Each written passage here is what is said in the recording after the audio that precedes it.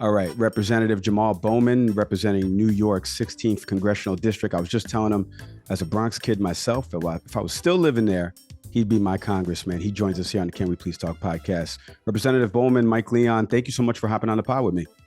Of course. Good to be with you. Thanks for having me. Yeah, absolutely. I'm so glad that we were able to do this and have you on the program. There's a bunch to get to.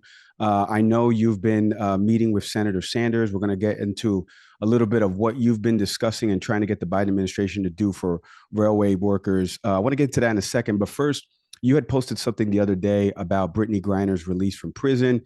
We obviously reshared it on our show page. We did that and covered a lot of the attention that that's been getting. But I just want to get your thoughts, high level, of the Biden administration getting an American citizen back home that was in a Russian prison. Yeah, it's tremendous. I'm happy the Biden administration was able to do that. It's unfortunate that it took so long for it to happen.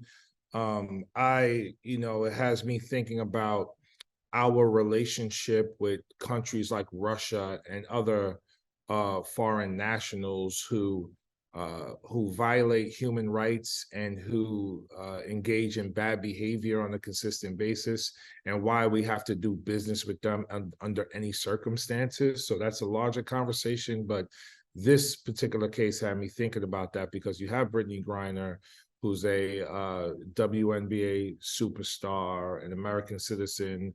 But as we know, because of the pay in the WNBA, oftentimes the players have to play 2 seasons in 2 different continents just to earn what they're worth. So Brittney was in Russia, man, like contributing to their economy, being on her best behavior, and to be arrested for something which is nothing. And then sentenced to, I believe, 9 years or something like that was just crazy. And then it also made me think, again, big picture, about all of the people who are incarcerated here for marijuana offenses, nonviolent offenses, and how they're still in jail right now. So there's just so many conversations around what happened with Brittney. And then the last point I'll make is, there was a lot of backlash towards the Biden administration because, why did we get her out versus someone else, like a service member was a part of that conversation. And most of the rhetoric was coming from Republicans. And as we know, Republicans consistently are anti-women, anti-Black, anti-LGBTQ, and Brittney Griner checks all those boxes. So that's why the rhetoric was what it was. But I'm just happy that she's back in the U.S. And able to continue her life. Yeah, I'm with you on that front, on a lot of that, because it's true. Getting an American citizen home, I couldn't understand, the outcry of why we left a Marine behind. We know the circumstances behind some of that. I want to get into the larger picture that I was talking to you about the other day. You did a presser with Senator Sanders. You were talking a lot about, the executive action you want the Biden administration to take on this paid family leave for rail workers out there. Can you kind of tell our audience who maybe hasn't been following some of this stuff and the transit news and the strike potential, where you are and working with Senator Sanders on this, and what is it that you are asking the Biden administration to do? Yeah, so rail workers do not have paid sick leave, which is insane. First of all, every person in our country should have paid sick leave. For anyone in any industry to not have paid sick leave is just inhumane and un-American, in my opinion. But then when you look at rail workers and you consider the work that they do and how detrimental their work is to their health and their well-being and their families on a consistent basis, we're talking about some of the most grueling, back-breaking work. For them to have to put in advance notice for a sick day is preposterous, because you don't know when you're going to be sick. And these are workers who worked through COVID and been working for their entire careers without sick days. So part of the workers' negotiations with their employers was to get sick days. And unfortunately, the employers and the workers couldn't come to an agreement. And when that happens, one of the provisions that's a part of federal policy is that Congress can step in and help to negotiate a contract. That's problematic for me, is because one, I don't believe that Congress should step in general. I just think that employers should do the right thing, and workers should exercise their right to strike. But we tried to make the best out of a bad situation by ensuring that, okay, if we are going to step in and be a part of an agreement, we need to make sure they get their sick days. So on the House side, we wrote an amendment that passed the House, providing the sick days. But then when it got to the Senate, we were, I believe, 4 senators short from it becoming the sick day portion of the contract becoming law. You know, Senator Sanders, shout out to him, he was even able to get 6 Republicans on board to be a part of this bill. But unfortunately, Senator Manchin, who's a Democratic name only, and 3 other Republicans weren't able to move and support this bill. So we didn't get it done. So now we're calling on the Biden administration to take executive action, which there is precedent for, because President Obama did something like this in 2015, but the rail workers were left out of the paid sick leave aspect of it. So Biden can do it, and we're pushing him to do it, and we think he will. Dino, huh? That new acronym. We pushing that now. The Democrat name. I kind of like it. Well, I want to stay on that because you fed into the follow-up perfectly, as almost as if you had these questions. The Kirsten Sinema saying that she's an independent. Now that the election cycle is over, I want to get some of your takes on some different things that are going to play out with the new Congress in 2023. First, Kirsten Sinema obviously talking about that she is switching. She never was, but we'll get into that in a second. But going independent and leaving the Democratic Party. And then on the flip side, now that the House will be under Republican control, Nancy Pelosi stepping down, Hakeem Jeffries is going to be taking over as the minority leader. I want to get your takes on Jeffries first, and then let's get to Sinema leaving the party after. Yeah, I mean, Hakeem Jeffries is the first person of color to be minority leader in U.S. history. And if we take back the House in 2024, he would be the first person of color, first Black man in history to be, well, he'll have a chance to, because nothing is guaranteed. He'll have a chance to be elected speaker. So it's incredibly historic. He's also a member of the Progressive Caucus. So in most of his policies, you know, like affordable housing and universal child care and workers' rights, he is right there with us. Which is great.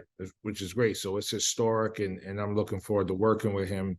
And as a Black man, I know how important it is to see other Black men in positions of influence and leadership. You know, from Colin Powell to President Obama to Hakeem Jeffries. You know, you're going to have young Black boys and young Black men looking into the political arena, seeing themselves, and it's very empowering, and it helps to pull them in, regardless of sort of political differences, which there are some. Those things exist. So that's great.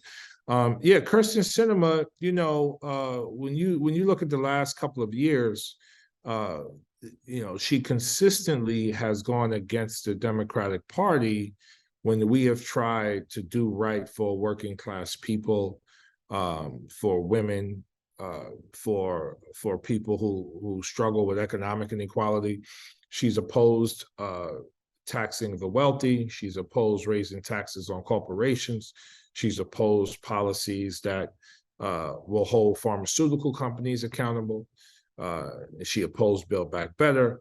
So she hasn't been a Democrat in her behavior for a very long time. And her decision to become an independent right after, a few days after Reverend Warnock wins re-election in Georgia, is not an accident, it's by design. Her donors are going to be very happy with her, donors who want to continue to keep working people oppressed and continue to make profit. And the fact that she was going to face a very challenging Democratic primary is also not lost on me. Now she avoids that. And now, you know, organizers are going to have to figure out another way to challenge her and get her out of office, because she's been responsive to her donors way more than she has been to the people of Arizona. Congressman, I want to ask you about, we had Representative Seth Moulton on the program before November, and we were talking about bipartisanship and kind of what that looks like to him. And obviously, we've talked on the show about some of the nonsensical Congress folks, like a Ted Cruz, like a Marjorie Taylor Greene, people that maybe sometimes don't believe their own BS, right? But I'm curious now, as the Republicans will take over the House, right, in 2023, it's a slim majority. So if you want to get something passed legislatively, how do you reach across the aisle? How does bipartisanship look like to Representative Bowman? I want to get something done. I want to get a couple of Republicans that I know are in that moderate category that will join us and pass this bill. What does that look like? Take our audience inside that. Yeah, so first of all, the last 2 years were especially challenging because we just came out of an insurrection and out of the Trump presidency, where all he did was stoke the flames of racism and sexism and classism and Islamophobia and just harmful, evil rhetoric, in my opinion. And all of that led to the insurrection. And many Republicans voted to not certify the election results. So this is not just a lack of bipartisanship in a normal context. This is within the context of the first attack on the Capitol since the War of 1812, and rhetoric from the Republican Party that speaks of a potential civil war. And I'm not exaggerating there. Like, that is like what they were saying, right? So that was the context of this Congress. Now, I was kind of lucky because I serve on the Science, Space, and Tech Committee and actually chair the subcommittee for energy. And that committee does everything in a bipartisan way. Every single bill that we marked up in committee, that we introduced, that became law, that we were a big part of, like the CHIPS Act, is a bipartisan bill. Every single one except one. So it can be done. But the Republican Party has continued to go even further to the right, and embrace MAGA Republicans, embrace QAnon Republicans, embrace conspiracy theories, disinformation, anti-wokeness, whatever that is. This is who they are. So as long as they continue to be that, it's going to make it very difficult to govern in a bipartisan way. And so with them coming into control of Congress, they have to work in a bipartisan way, because no law that they introduce here in the House is going to pass the Senate, because Democrats still have control of the Senate. And Democrats also still have control of the White House. So what's going to happen is either they govern in accordance with the needs of the American people, or they're going to be voted out in 2024, because every policy that they introduce is going to be a clear indication to the American people what they stand for. And we already know, but now it's going to be even more pronounced because they are in the majority in the House. Congressman, before I let you go, you just mentioned a bunch there about insurrection 2021 and what happened there. The way the Republican Party has moved further to the right, and this very vocal minority now that's maybe a majority of their party. Having said all that, we go back a few years now. Would you run again for Congress, knowing what you know now and everything, the rhetoric and how hard it is sometimes to work with folks that are just nonsensical? You tweeted something about, I don't think it was Jim Jordan, I forget, Banks from Indiana. You tweeted something about him, and these people are caricatures of themselves. It's almost like pro wrestling, as my co-host would say, and they're heels for the people that get that terminology. But having all this knowledge now, would you have run still for the American people, for the people of your district, the 16th district of New York? Would you still run for office? And what have you learned in these past couple years in office? So yes, is the answer to that question, because I know that I'm needed here. I know that because my constituents have told me that, and I see that now that I'm here for 2 years, we all come with unique experiences. And when you're a part of a minority or historically marginalized group, whether you're a woman or a person of color or LGBTQ, whatever, your voice and your experiences really matter as it relates to how policy gets made in Washington. So I have unique experiences as a Black man in America, as a middle school principal in the Bronx, as someone who comes from challenging circumstances and has lived through some of that. So it's really important for my voice and voices like mine to be here. So absolutely. And then it gives me a chance to have conversations like this with you.